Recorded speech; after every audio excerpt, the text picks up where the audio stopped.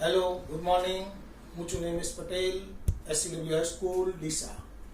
મિત્રો, આપણે solid સ્ટેટનું chapter 1 ધોરણ 12નું સ્ટાર્ટ કરી દીધું છે. પહેલું લેક્ચર પૂરું થયું, બીજું લેક્ચર પૂરું થયું. હવે આપણે ત્રીજું લેક્ચર શરૂ કરીશું.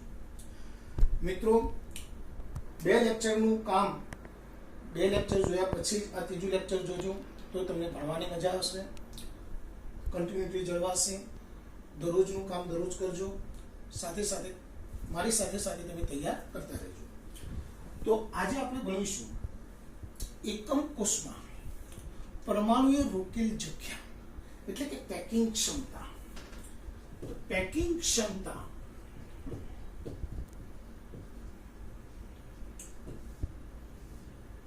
કોને કહેવાય?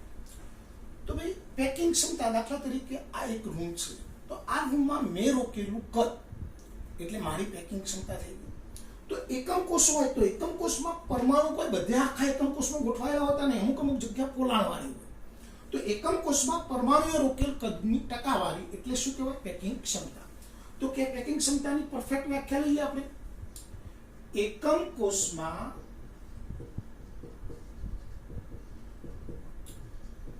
પરમાણુએ રોકેલ કદના ટકાવાર પ્રમાણને પેકિંગ ક્ષમતા કહે છે. ભાઈ પેકિંગ ક્ષમતા બરાબર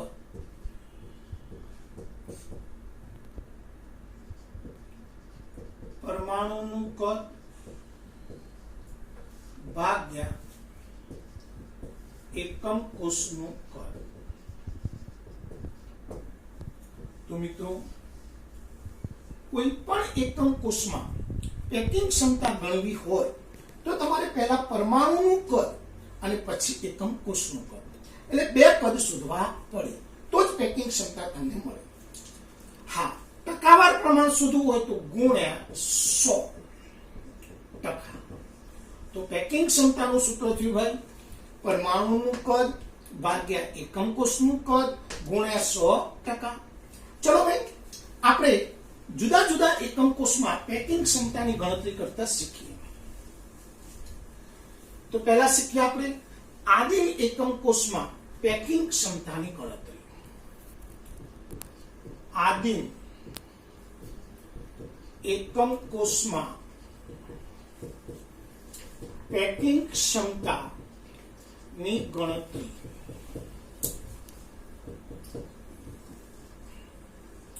ભાઈ, આપણે આદિમ એકમ કોષમાં પેકિંગ ક્ષમતા ગણવી હોય તો પહેલા આદિમ એકમ કોષના પરમાણુઓનું કદ અને પછી એકમ કોષનું કદ ગણવું પડે.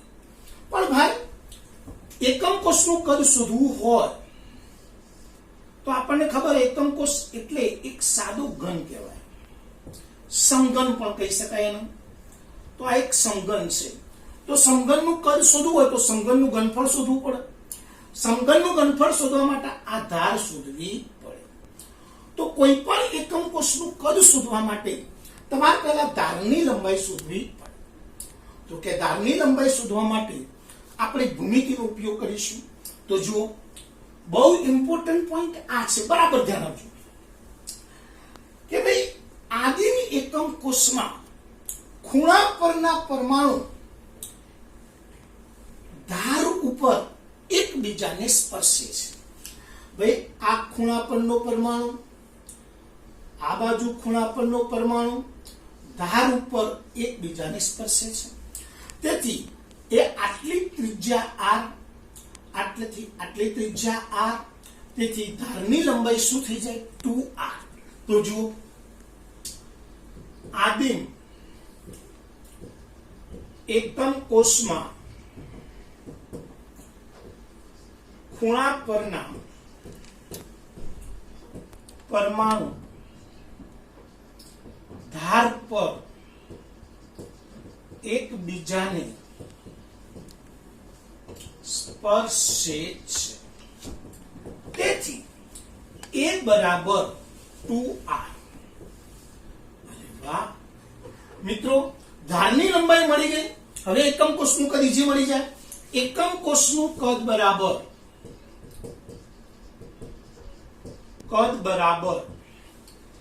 a નો ઘન બરાબર 2r નો ઘન બરાબર 8r ઘન.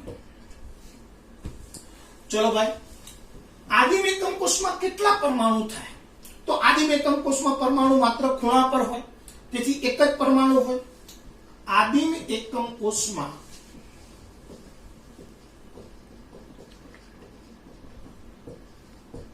એક પરમાણુ છે, માટે પરમાણુનું કદ બરાબર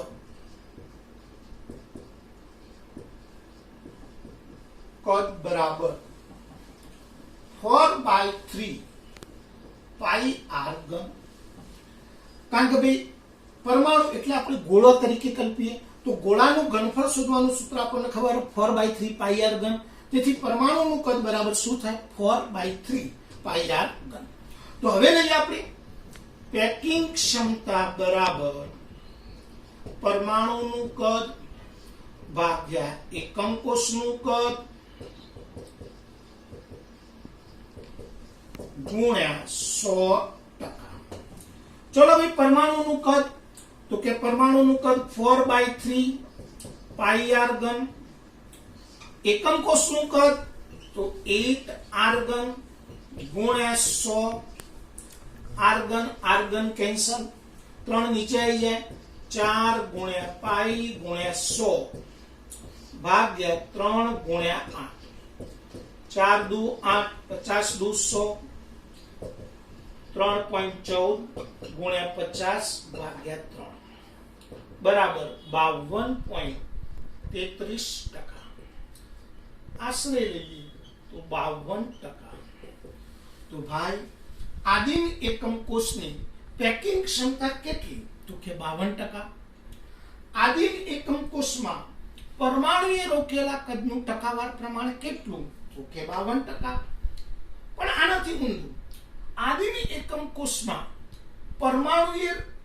પરમાણુએ રોકેલા કદનો અંશ કેટલો? તો અંશ શોધવો હોય તો ટકાને 100 વડે ભાગો એટલે 0.52. ભાઈ આદિમ એકમ કોષમાં ખાલી અવકાશનું કદ કેટલું? તો ટોટલ 100 હતા, એમાંથી 52% બાદ કરી દો તો 48%. ખાલી અવકાશનું કદ 48%. તો આમ આપણને આદિમ એકમ કોષમાં 4 મુદ્દા બહુ ઇમ્પોર્ટન્ટ મળ્યા, જે દાખલા ગણવા માટે ખૂબ જ ઉપયોગમાં આવે. કયા કયા 4? તો જુઓ, પહેલો જ પોઈન્ટ, આદિમ એકમ કોષમાં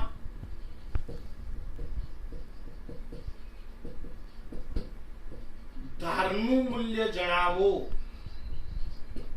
તો 2r. આદિમ એકમ કોષમાં ધારનું મૂલ્ય a બરાબર 2r. આદિમ એકમ કોષનું કદ તો કે 8r ઘન. આદિમ એકમ કોષમાં પરમાણુનું કદ તો કે 4/3 પાઈ આર ક્યુબ. પેકિંગ ક્ષમતા તો કે 52%. ખાલી અવકાશ તો ટોટલ 100 માંથી 52 બાદ કરી નાખો, 48%. ભાઈ અંશ, પરમાણુએ રોકેલ કદનો અંશ 0.52, ખાલી અવકાશનો અંશ 0.48. તો આ રીતે આપણે આદિમ એકમ કોષની પેકિંગ ક્ષમતા ગણી શકીએ. ફરીથી એકવાર, આદિમ એકમ કોષની પેકિંગ ક્ષમતા ગણવા માટે તમારે ધાર ઉપર પરમાણુ એકબીજાને સ્પર્શે છે એ ભૂમિતિનો કોન્સેપ્ટ ક્લિયર હોવો જોઈએ. કારણ કે ખૂણા પરના પરમાણુ ધાર ઉપર એકબીજાને સ્પર્શે માટે a બરાબર 2r થાય. ભાઈ a મળી ગયો એટલે કે ધારની વેલ્યુ મળી ગઈ, તો એકમ કોષનું કદ તરત મળી જાય, a નો ઘન તો 8r ઘન. પરમાણુનું કદ, પરમાણુ એક જ છે માટે 4/3 પાઈ આર ઘન. પેકિંગ ક્ષમતા 52%, ખાલી અવકાશ 48%. સેમ આ જ રીતે આપણે અંતઃકેન્દ્રિત એકમ કોષ માટે પેકિંગ ક્ષમતાની ગણતરી કરતા શીખીએ. ચલો, તો હવે લઈએ અંતઃકેન્દ્રિત એકમ કોષમાં પેકિંગ ક્ષમતાની ગણતરી. અંતઃકેન્દ્રિત એકમ કોષમાં પેકિંગ ક્ષમતાની ગણતરી. મિત્રો હવે બહુ જોરદાર વસ્તુ એ બને કે અહીંયા ધાર કેવી રીતે શોધવી એની ભૂમિતિ આપણા મગજમાં કમ્પ્લીટલી ક્લિયર કરવી છે. જોજો જરા કે ભાઈ અંતઃકેન્દ્રિત એકમ કોષમાં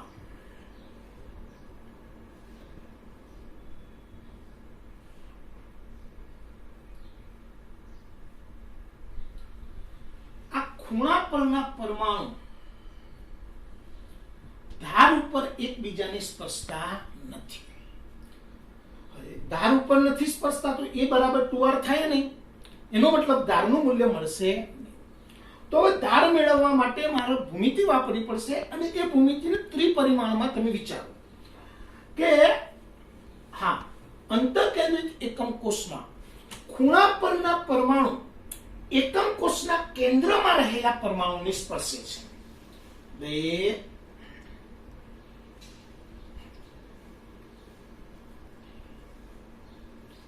તો જુઓ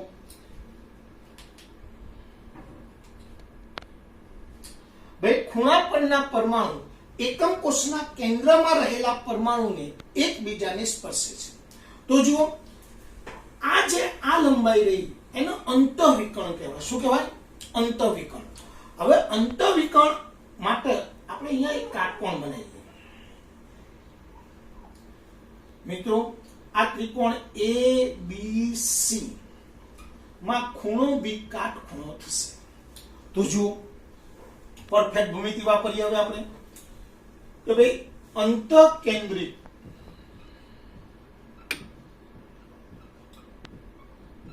એકમ કોષમાં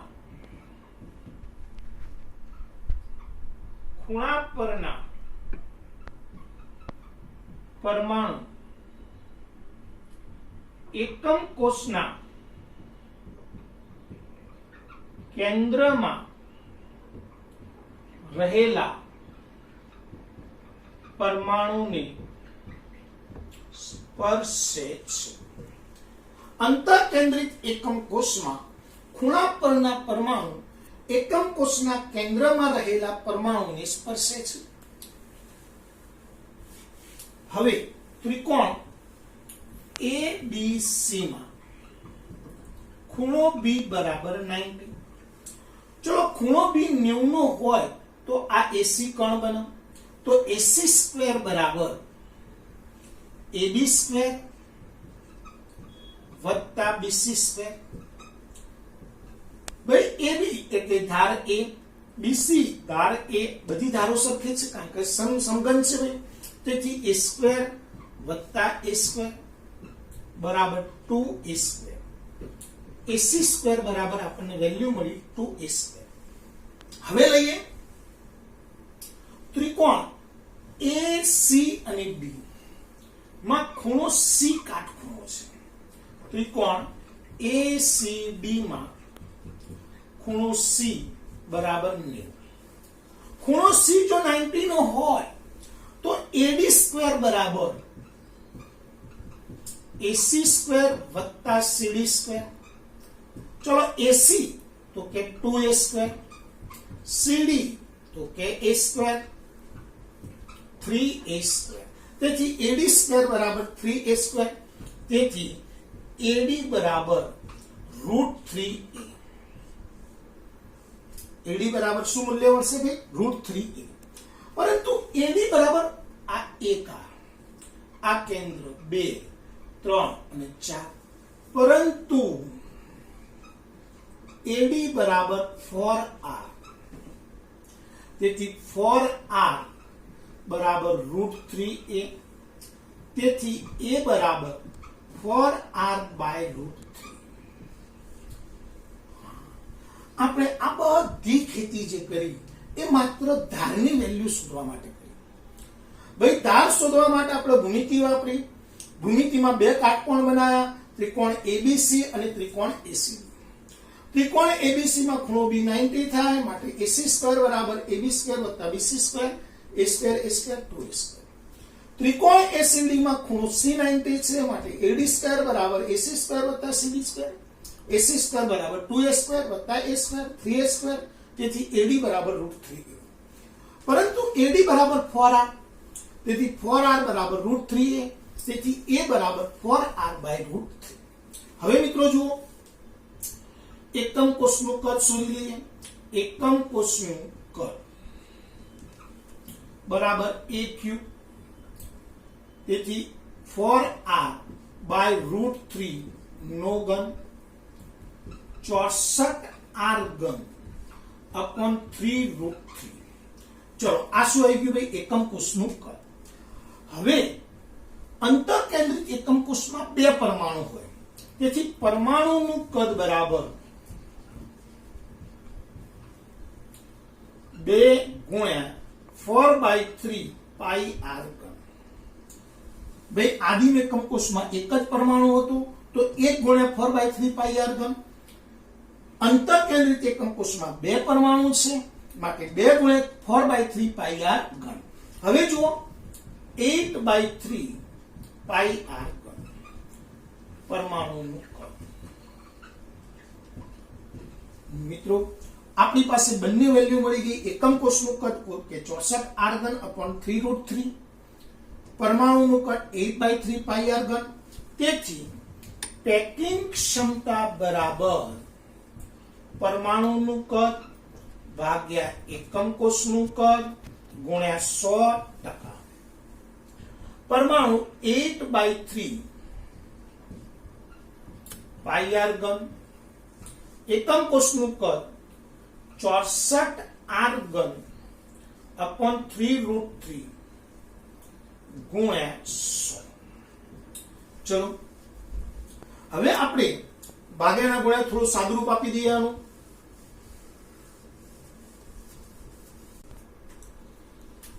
તેથી સાદુરૂપ આપણે આપીએ તો પેકિંગ ક્ષમતા બરાબર પેકિંગ ક્ષમતા બરાબર 8 પાઈ r ઘન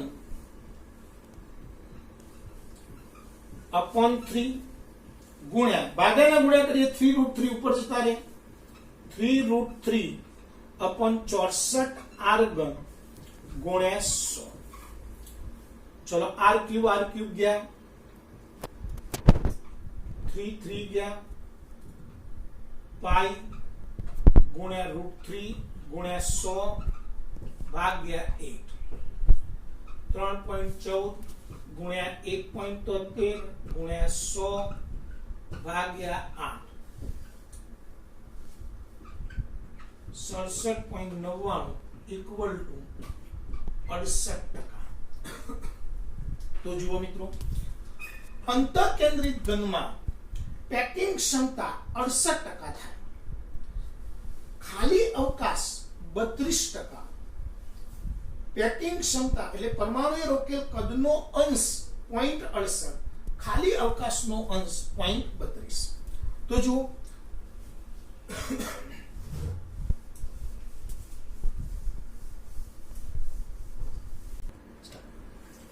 હવે જુઓ, આમ અંતઃકેન્દ્રિત ઘન માટે અને આદિમ એકમ કોષ માટે બે વાત થઈ. આદિમ એકમ કોષ, બીજો લઈએ અંતઃકેન્દ્રિત એકમ કોષ. ભાઈ આદિમ એકમ કોષમાં a બરાબર 2r, અંતઃકેન્દ્રિત એકમ કોષમાં a બરાબર 4r બાય √3.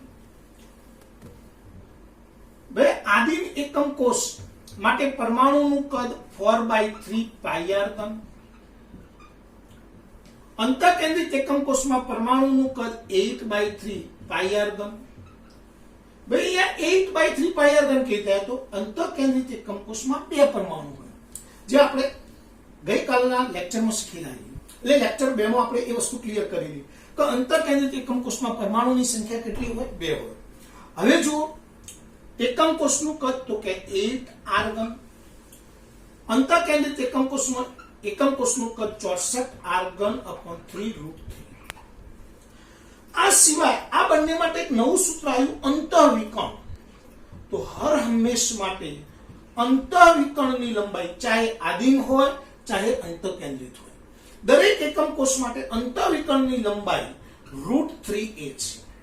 તો એક નવું સૂત્ર મળી ગયું, અંતઃવિકર્ણની લંબાઈ √3a. સેમ આ જ રીતે ફલક કેન્દ્રિત એકમ કોષ માટે પેકિંગ ક્ષમતાની ગણતરી કરીએ. પેકિંગ ક્ષમતાની ગણતરી ફલક કેન્દ્રિત એકમ કોષ માટે પેકિંગ ક્ષમતાની ગણતરી. તો ચલો પરફેક્ટલી યાદ है ભાઈ. ફલક કેન્દ્રિત એકમ કોષમાં પરમાણુ કયો હોય? તો ફલક કેન્દ્રિત એકમ કોષમાં પરમાણુ ખૂણા ઉપર અને દરેક ફલકના કેન્દ્રમાં હોય.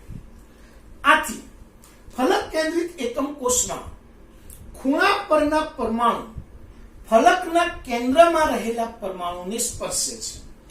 ખૂણા પરના પરમાણુ ફલકના કેન્દ્રમાં રહેલા પરમાણુને સ્પર્શે છે. તેથી જો ભૂમિતિ વાપરીએ આપણે, ફલક કેન્દ્રિત એકમ કોષમાં ખૂણા પરના પરમાણુ ફલકના કેન્દ્રમાં રહેલા પરમાણુને સ્પર્શે છે. તેથી ત્રિકોણ ABC માં ખૂણો B બરાબર 90 છે. તેથી AC² બરાબર AB² વત્તા BC². ચલો AB તો કે A², BC A², A², 2A². તેથી AC બરાબર √2a. પરંતુ મિત્રો AC બરાબર કેટલા r? 1, 2, 3 અને 4. પરંતુ AC બરાબર 4r. તેથી 4r બરાબર √2a. તેથી a બરાબર 4r upon √2. તેથી a બરાબર 2√2r. તો મિત્રો ફલક કેન્દ્રિત એકમ કોષમાં ધારની વેલ્યુ આવી a બરાબર 2√2r. હવે જો એકમ કોષનું કદ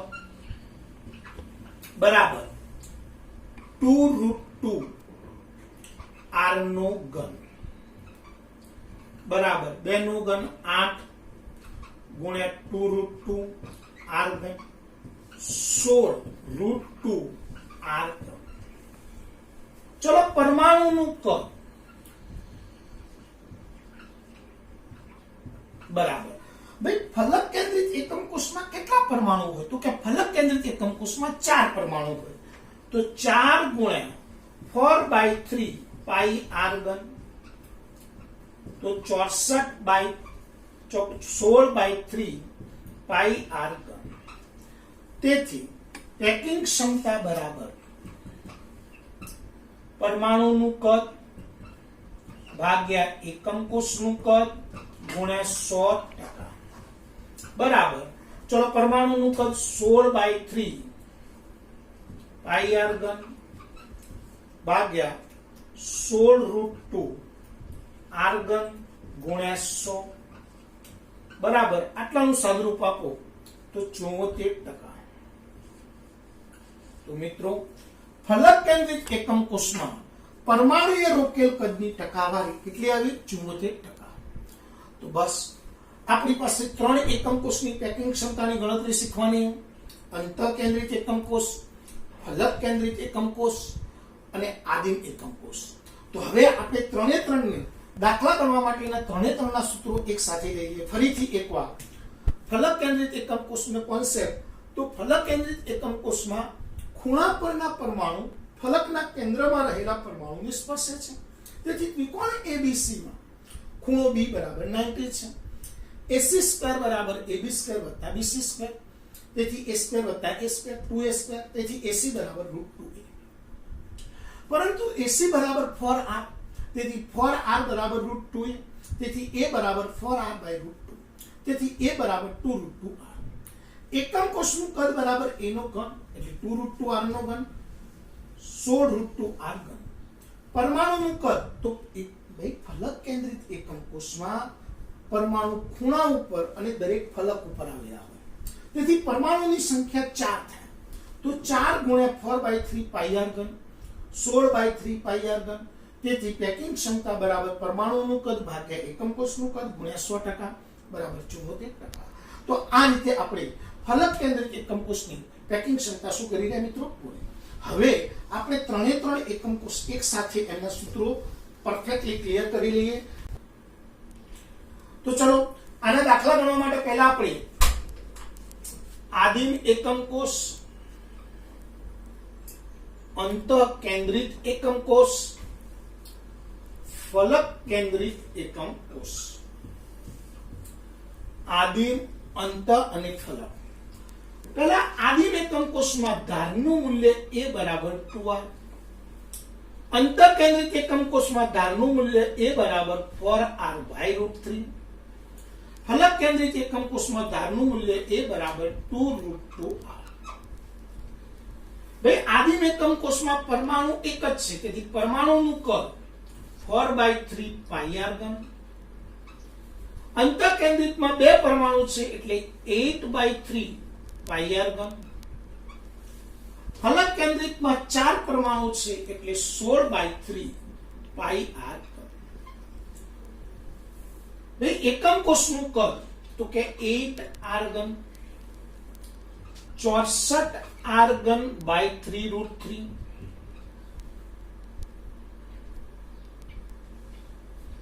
16√2R ઘન. પેકિંગ ક્ષમતા 52%, 68%, 74%. ખાલી અવકાશ 48%, 32%, 26%. ભાઈ અંશ પરમાણુએ રોકેલ કદની ટકાવારીનો પરમાણુએ રોકેલ કદનો અંશ તો કે 0.52, ખાલી અવકાશનો અંશ 0.48, સેમ 0.68, 0.32, 0.74, 0.26. આ સિવાય અંતઃવિકર્ણ કોઈ પણ એકમ કોષ માટે અંતઃવિકર્ણ બરાબર √3A. અંતઃવિકર્ણની લંબાઈ બરાબર શું સૂત્ર થાય છે? √3A. બસ તો આ ચક્રવ્યૂહનો કોઠા નંબર આવ્યો 4. ભાઈ પહેલો કોઠો આપણે ભણ્યા હતા સ્ફટિકમય ઘન પદાર્થના વર્ગીકરણનો. બીજો કોઠો આપણે ભણ્યા એકમ કોષના પ્રકારોનો. ત્રીજો કોઠો ભણ્યા એકમ કોષમાં પરમાણુની ગણતરીનો. અને ચોથો કોઠો ભણ્યા એકમ કોષમાં પેકિંગ ક્ષમતાનો. તો 4 કોઠા આપણે કમ્પ્લીટ કરી લીધા છે. આપણે મહાભારતના ચક્રવ્યૂહની જેમ આ ચેપ્ટરમાં 7 કોઠાનું ચેપ્ટર છે. એટલે 7 કોઠા આવડે તમારા મગજનો ચેપ્ટર એકદમ ક્લિયર જ થઈ જાય. તો હવે આપણે આ કોઠાનો ઉપયોગ કરી અને દાખલા કેવી રીતે ગણવા એ ક્લિયર કરીએ. તો જો તો ચલો મિત્રો આપણે દાખલા ગણીએ. તો પહેલો જ એક નાનકડી દાખલા લઈએ, ધ્યાન આપજો બરાબર. ફલક કેન્દ્રિત એકમ કોષના અંતઃ વિકર્ણની લંબાઈ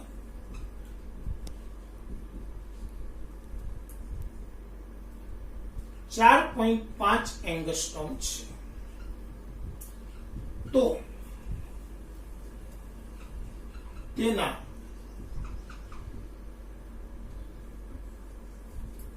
એકમ કોષનું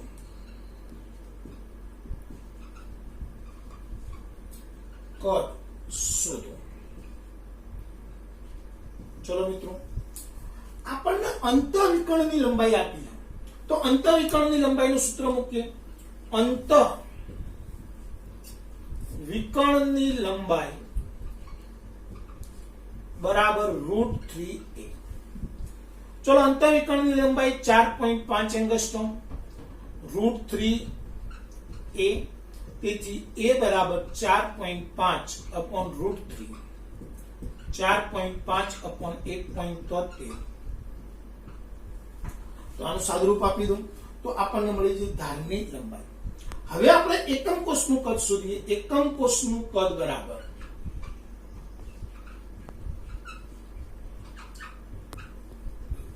a નો ઘન 4.5 નો ઘન upon 1.73 નો ઘન.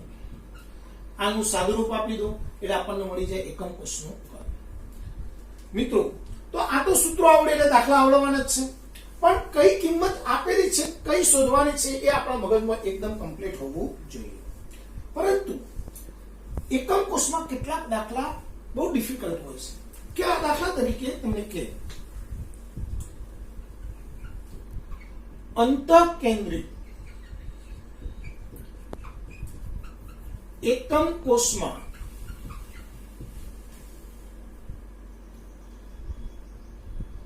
ખૂણા પરના પરમાણુએ ધાર ઉપર રોકેલ કદનું ટકાવાર પ્રમાણ જણાવો. દાખલો એકદમ સિમ્પલ, બરાબર ધ્યાન આપજો. ફરીથી એકવાર, અંતઃકેન્દ્રિત એકમ કોષમાં ખૂણા પરના પરમાણુએ ધાર ઉપર રોકેલ કદનું ટકાવાર પ્રમાણ ગણો. ચલો ભાઈ,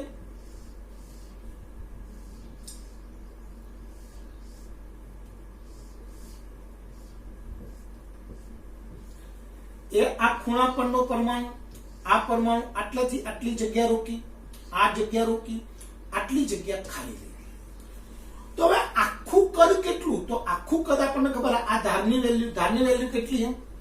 તો અંતઃકેન્દ્રિત એકમ કોષમાં a બરાબર શું છે? 4r/√3. a બરાબર 4r/√3. હવે આ 4r/√3 માં પરમાણુએ રોકેલ જગ્યા કેટલી હતો? કે r અને r, એટલે કેટલા r થયા? 2r.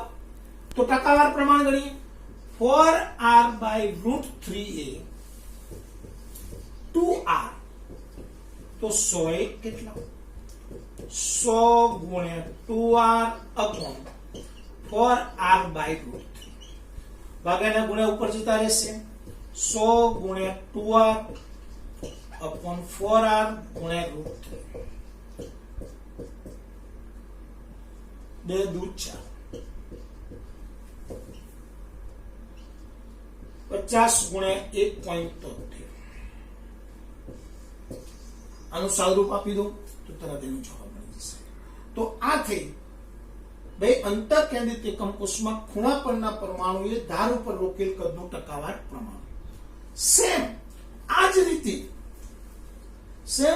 એક નાનો દાખલો, ફલક કેન્દ્રિત એકમ કોષમાં. તો ઘરકામ માટે લખવા, ફલક કેન્દ્રિત એકમ કોષમાં